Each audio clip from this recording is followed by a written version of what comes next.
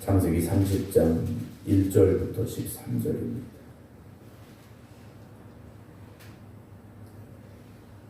라헬이 자기가 야곱에게서 아들을 낳지 못함을 보고 그의 언니를 시기하여 야곱에게 이르되 내게 자식을 낳게 하라. 그렇지 아니하면 내가 죽겠노라. 야곱이 라헬에게 성을 내어 이르되 그대를 임신하지 못하게 하시는 이는 하나님이시니 내가 하나님을 대신하겠느냐. 라헬이 이르되 내 여종 빌하에게로 들어가라. 그가 아들을 낳아 내 무릎에 두리니 그러면 나도 그로 말미암아 자식을 얻겠노라 하고 그의 시녀 빌하를 남편에게 아내로 주매 야곱이 그에게로 들어갔더니 빌하가 임신하여 야곱에게 아들을 낳은지라. 라헬이 이르되 하나님이 내 억울함을 푸시려고 내 호소를 들으사 내게 아들을 주셨다 하고 이로 말미암아 그의 이름을 단이라 하였으며 라헬의 시녀 빌하가 다시 임신하여 둘째 아들을 야곱에게 낳으매 라헬이 이르되 내가 언니와 크게 경쟁하여 이겼다 하고 그 이름을 납달리라 하였더라. 레아가 자기의 출산이 멈춤을 보고 그의 시녀 실바를 데려다가 야곱에게 주어 아내로 삼게 하였더니 레아의 시녀 실바가 야곱에게서 아들을 낳으매 레아가 이르되 복되도다 하고 그 이름을 가시라 하였으며 레아의 시녀 실바가 둘째 아들을 야곱에게 낳으매 레아가 이르되 기쁘도다. 모든 딸들이 나를 기쁜 자라 하리로다 하고 그 이름을 아셀이라 하였더라. 아멘. 할렐루야. 오늘 주 앞에 함께 예배드리는 모든 성도 여러분들 또 온라인으로 함께 예배드리고 계신 김건욱 권사님, 김주문 장님, 박정순 권사님, 안친환 권사님, 김효욱 권사님, 김성철 권사님, 김병자님, 정풍 권사님, 김미영 권사님 주님의 이름으로 축복합니다. 이제 야곱이 어쨌든 레아와 라헬 두 여인과의 결혼을 하게 되었고 또 하나님께서 먼저 결혼한 언니 레아가 야곱의 사랑을 받지 못하는 가운데 오히려 태문을 여셔서 4명의 아들을 낳게 하셨음을 이제 어제 29장 말씀까지 함께 나눴는데요. 오늘 30장의 말씀은 어제 말씀을 드린 대로 야곱의 아내들이 아들 낳기 경쟁을 하고 있는 그런 모습이 기록이 되어져 있습니다. 오늘 30장 1절은 야곱이 사랑함으로 인하여서 14년을 수고하여 얻게 된 아내 라헬이 자기가 야곱에게서 아들을 낳지 못함을 보고 그의 언니를 시기하게 됩니다. 이 언니 레아와 동생 라헬이 야곱과의 결혼 이전에 이 둘이 어떤 사이였을까? 우리는 성경을 아무리 들여다봐도 알 수는 없습니다. 그렇게 나쁘지는 않았으리라 생각을 해요. 그런데 결혼한 이후에 시기와 질투가 그들에게 들어왔다라는 거죠. 결국 시기와 질투는 어디에서 시작이 되느냐? 남들과 나를 비교하면 시기할 수밖에 없고 질투할 수밖에 없습니다.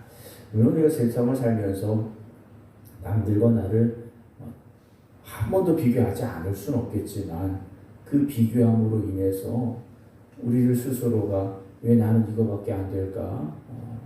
우리 집은 왜 이럴까? 이런 비교들이 우리에게 기쁨이 되지 않는 경우가 훨씬 많이 있습니다. 그래서 오히려 우리 마음이 속상하게 되고 또 시기하게 되고 질투하게 되고 분노하게 되고 이런 경우들이 더 많이 있는데요.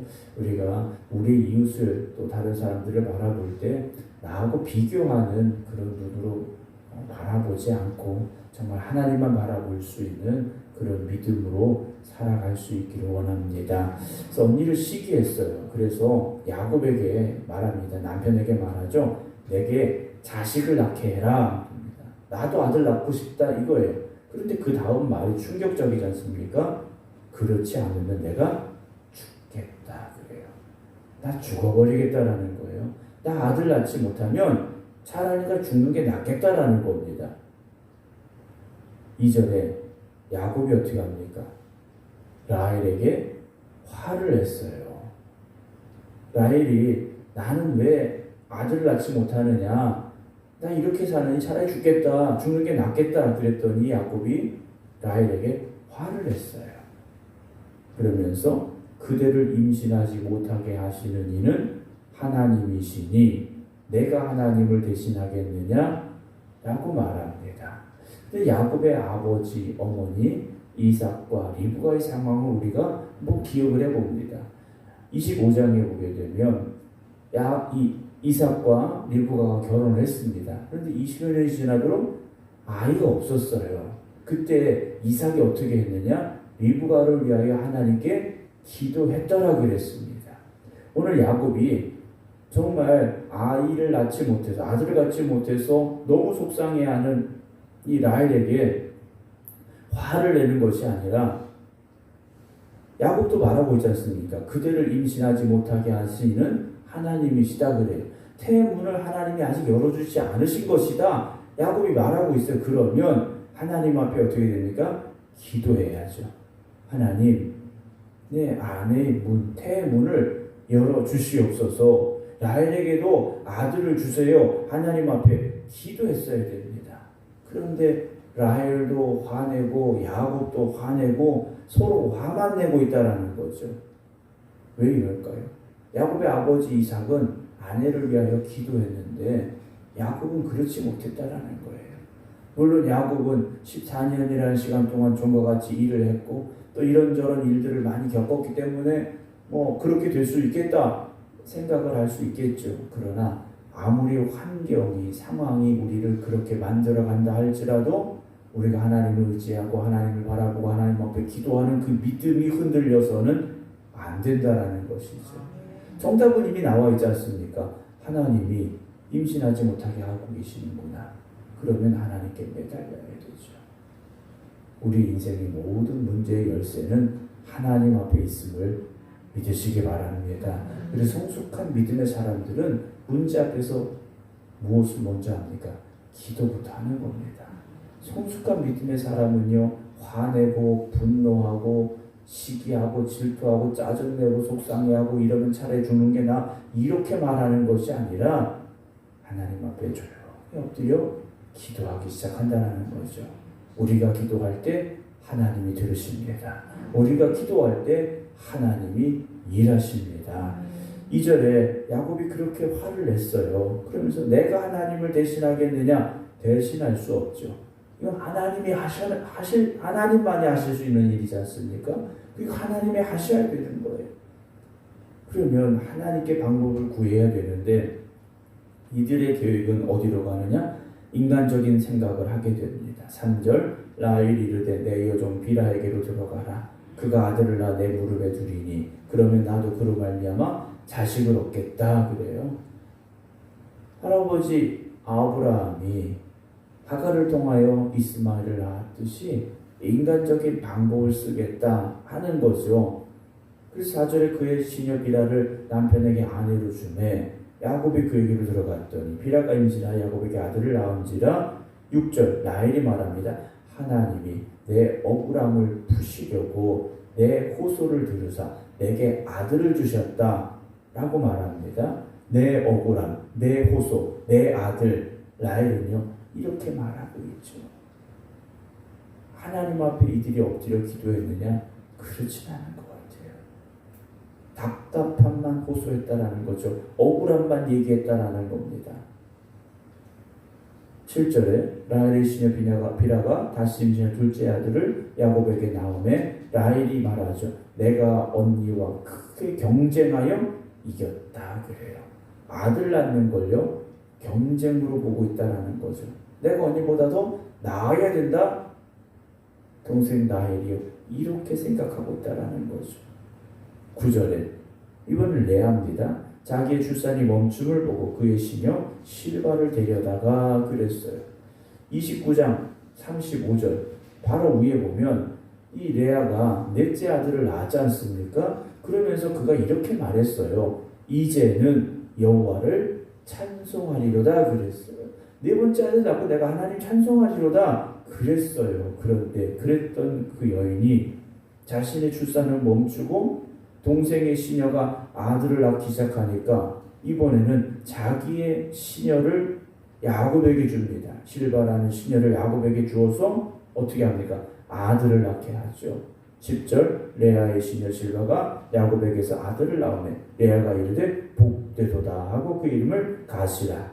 12절 레아의 시녀 실바가 둘째 아들을 야곱에게 낳으며 레아가 이르되 기쁘도다 그래요. 모든 딸들이 나를 기쁜 자라 하리로다 그래요. 아들 낳기 경쟁에서 아들을 더 많이 낳았다고 이 여인이 지금 기뻐하고 있다는 거죠. 여러분, 우리가 어떤 기쁨을 얻고 어떤 만족을 얻고 어떤 행복을 얻는 것, 세상적인 조건 때문에 우리가 기쁘고 행복하고 만족한다? 여러분, 그건 또다시 바뀔 수밖에 없습니다. 상황은 언제든지 바뀔 수 있지 않습니까? 우리가 어떤 조건 때문에 어떤 상황 때문에만 그것으로 기뻐하고 그것으로 감사한다면, 그 상황이 바뀌어버린다면 우리는 그 기쁨을 잃어버리고 그 만족을, 그 행복을 뺏길 수밖에 없다라는 거죠. 성경은 우리에게 무엇이라 말씀하십니까? 항상 기뻐하라, 범사에 감사하라 말씀하셔요. 우리가 기뻐할 수 없는 상황에서도 기뻐하고 감사할 수 없는 상황에서도 감사할 수 있는 이유는 무엇이냐? 하나님을 바라볼 때 그렇게 할 수 있다는 거죠. 물론 여러분들이 이 새벽에도 여러분들의 그 간절한 기도의 제목으로 기도하셔야 됩니다. 그런데 그 기도가 응답되어서 그것만으로만 기뻐하는 것이 아니라 그 기도를 응답해 주신 하나님으로 인하여 기뻐할 수 있어야 됩니다. 그러면 상황이 바뀌어서 좀 나빠진, 좀 어려운, 좀 힘든 그런 현실이 우리에게 온다 할지라도 그래, 하나님이 나를 또 도와주실 거야. 하나님이 내 힘이 되셔. 하나님은 나의 아버지가 되셔. 우리가 그 믿음으로 이겨나갈 수 있다는 거죠. 밥을 먹어서 배가 불러서 그것 때문에 기뻐하고 감사한다? 여러분, 또다시 배고파질 수밖에 없지 않습니까? 사람이 떡으로만 사는 것이 아니다. 지난주에 말씀드렸지 않습니까? 하나님의 입에서 나온 모든 말씀으로 살아야 되는 거죠. 세상에 어떤 조건이 이루어져서 행복하고 그것이 풀려서 기쁘고 그것이 아니라 하나님만 바라보고 하나님만 의지할 수 있는 여러분들이 되시기 바랍니다. 오늘도 그래서 그 하나님으로 인하여서 기뻐하시고 하나님으로 인하여 감사할 수 있는 믿음의 삶이 되어지시기를 주님의 이름으로 축원합니다. 기도하겠습니다. 오늘도 살아계시며 우리와 함께 하시는 아버지 하나님, 우리가 그 하나님만 바라보고 하나님만 의지함으로 우리가 항상 기뻐하고 범사에 감사할 수 있어야 하지만, 우리가 하나님만 바라보지 못하고 여전히 세상의 것들을 바라보고 세상의 것들로 인하여서 기뻐하기도 또는 슬퍼하기도 만족하기도 불행해하기도 하는 우리의 모습을 보게 됩니다. 세상의 것들로 인하여 우리가 만족하려 하지 말게 하시고 하나님만 바라보고 하나님만 의지할 수 있는, 그래서 하나님 앞에 기도할 수 있는 저희들 되게 하여 주시옵소서. 아들 낳지 못함으로 인하여 죽는 것이 낫겠다라고 말하는 라헬, 하나님께서 하시지 않는데 이걸 어떻게 하느냐? 화만 냈던 야곱, 그들의 모습이 우리의 모습은 아니었는가? 우리들 자신을 뒤돌아보게 됩니다. 문제를 만날 때 불평하고 원망하는 것이 아니라 먼저 엎드려 기도할 수 있는 저희들 되게 하여 주시옵소서. 하나님만 바라볼 수 있는, 그래서 하나님 앞에 모든 것 맡기고 기도할 수 있는 저희들 되게 하여 주시옵소서. 그래서 오늘도 기도드리는 성도들의 삶 가운데 하나님께서 역사하여 주시어서 닫힌 문들이 열려지게 하여 주시옵소서. 우리의 삶이 하나님께 맡기고 우리의 삶은 하나님 앞에 맡기고 또한 하나님께서 우리의 삶을 이끌어가고 계심을 고백하며 오늘도 기도함으로 이 하루를 시작하는 성도들의 삶 가운데 오직 하나님의 은혜만, 하나님의 도우심의 손길만 있게 하여 주시옵소서. 오늘도 때로는 절망 가운데 좌절 가운데 있는 성도들이 있다면 하나님 특별히 그들을 기억하여 주시옵소서. 그 고통과 절망 가운데 다시 일어설 힘을 주시옵시고 어둠이 물러가고 아침 해가 떠오르듯이 저들의 삶에 하나님의 은혜의 빛이 비추어지게 하여 주시어서 잃었던 기쁨과 은혜를 회복할 수 있는 오늘이 되게 하여 주시옵소서.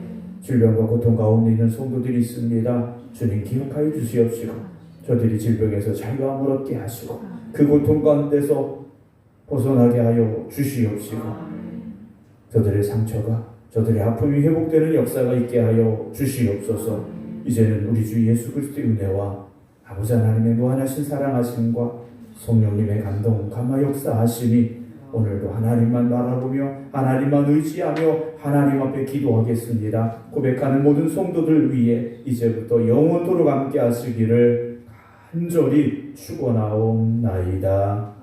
아멘.